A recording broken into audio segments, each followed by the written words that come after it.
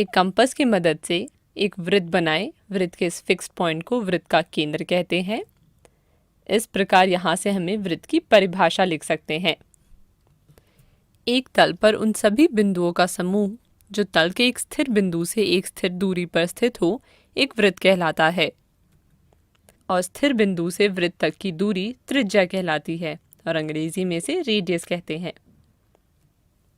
पिछली कक्षाओं में हमने वृत्त से संबंधित कुछ कंसेप्ट्स को पढ़ा था, जैसे कि अभ्यंतर और बहिर्भाग क्षेत्र, जीवा, चाप, वृत्तखंड, परिधि और त्रिज्याखंड। सबसे पहले वृत्त के अभ्यंतर और बहिर्भाग क्षेत्र के बारे में पढ़ लेते हैं। इसको हम interior and exterior of circle भी कहते हैं। एक वृत्त उस तल को जिस पर वह स्थित है 3 भागों में बांटता है। पहला वृत्त के अंदर का भाग, जिसे हम वृत्त का अभ्यंतर भाग कहते हैं। दूसरा वृत्त के बाहर का भाग, जिसे हम वृत्त का बहिर्भाग कहते हैं। तीसरा जो ये वृत्त है, यहां वृत्त और उसका अभ्यंतर भाग मिलकर वृत्तीय क्षेत्र बनाते हैं, जिसको हम अंग्रेजी में सर्कुलर रीजन कहते हैं। हमने वृत्त का अभ्यंतर और बहिर्भाग पढ़ लिया है। चलिए अब जीवा के बारे में पढ़ लेते हैं। तो बताइए कि क्या आपको याद है कि वृत्त की जीवा क्या होती है? चलिए देखते हैं। अगर हम इस वृत्त पर 2 बिंदु ए और बी लें तो रेखाखंड ए बी वृत्त की जीवा कहलाती है।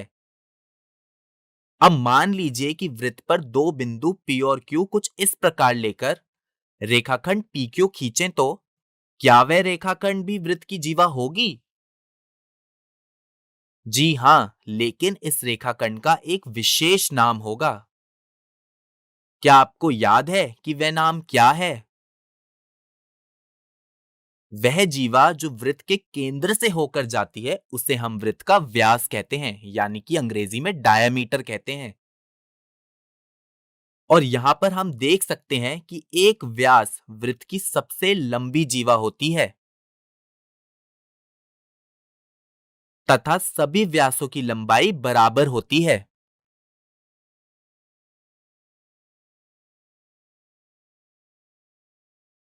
और इसका सत्यापन करने के लिए आप वृत्त की कई जीवाएं खींचकर उनका माप लेकर देख सकते हैं। अब ये बताइए कि एक वृत्त में कितने व्यास हो सकते हैं? चलिए एक वृत्त खींचकर देखिए कि आप कितने व्यास बना सकते हैं। हमने पढ़ा था कि केंद्र से वृत्त के किसी बिंदु को मिलने वाली रेखा वृत्त की त्रिज्या होती है। तो क्या आप बता सकते हैं कि वृत्त की त्रिज्या और व्यास में क्या संबंध है?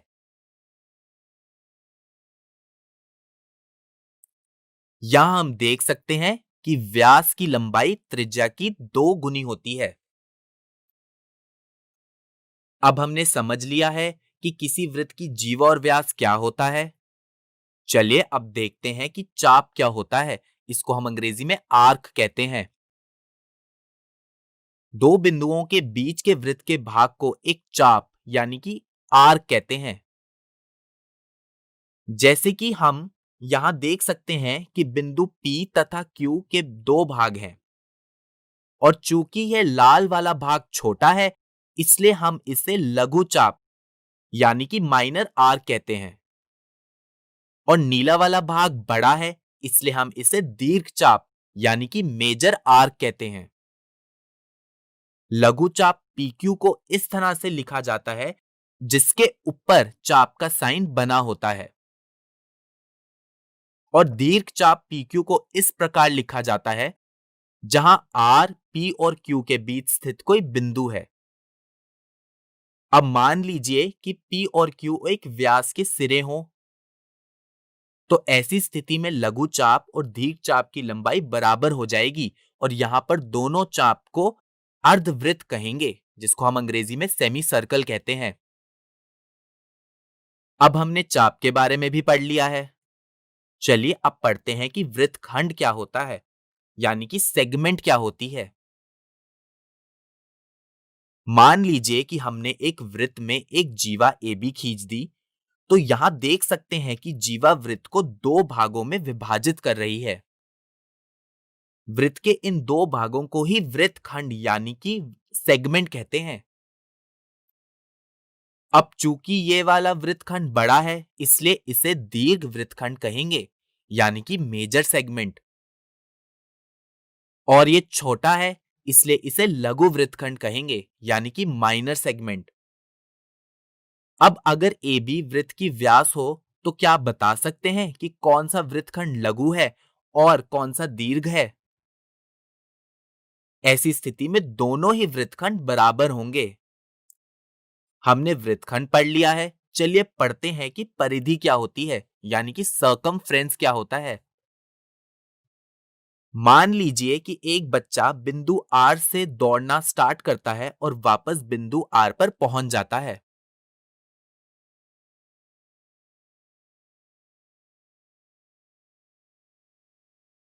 तो उसने जितनी दूरी तय की, उसे ही वृत्त की परिधि कहते हैं। अर्थात संपूर्ण वृत्त की लंबाई को उसकी परिधि कहते हैं। चलिए अब देखते हैं कि त्रिज्याखंड क्या होता है, यानी कि सेक्टर क्या होता है। मान लीजिए कि PQ एक चाप है और अगर हम चाप के दोनों सिरे P और Q को वृत्त के केंद्र से जोड़ दें, तो इस बीच के क्षेत्र को सेक्टर कहते हैं, यानी कि त्रिज्याखंड कहते हैं।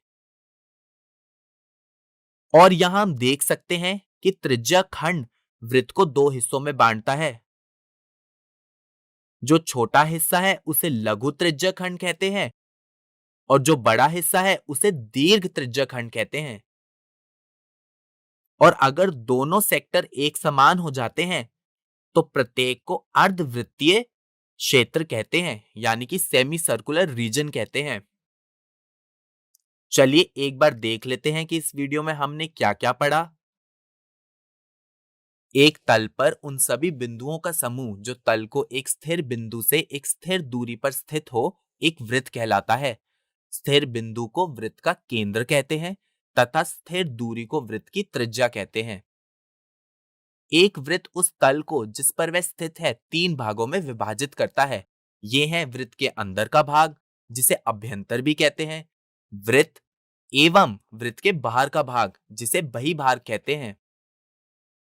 रेखाखंड PQ वृत्त की एक जीवा कहलाता है। उस जीवा को जो वृत्त के केंद्र से होकर जाती है, वृत्त का व्यास कहते हैं। दो बिंदुओं के बीच के वृत्त के भाग को एक चाप कहते हैं। बड़ा भाग को दीर्घ चाप कहते हैं, छोटे भाग को लघु चाप कहते हैं। जीवा तथा प्रत्येक चाप के मध्य क्षेत्र को वृत्तीय क्षेत्र का खंड या सरल शब्दों में वृत्तखंड कहते हैं। आप पाएंगे कि दो प्रकार के वृत्तखंड होते हैं। ये है दीर्घ वृत्तखंड तथा लघु वृत्तखंड। केंद्र को एक चाप के सिरों से मिलाने वाली त्रिज्याएं एवं चाप के बीच के क्षेत्र को त्रिज्यखंड कहते हैं। त्रिज्यखंड दो प्रकार के होते हैं, दीर्घ त्रिज्यखंड तथा लघु त्रिज्यखंड। धन्यवाद।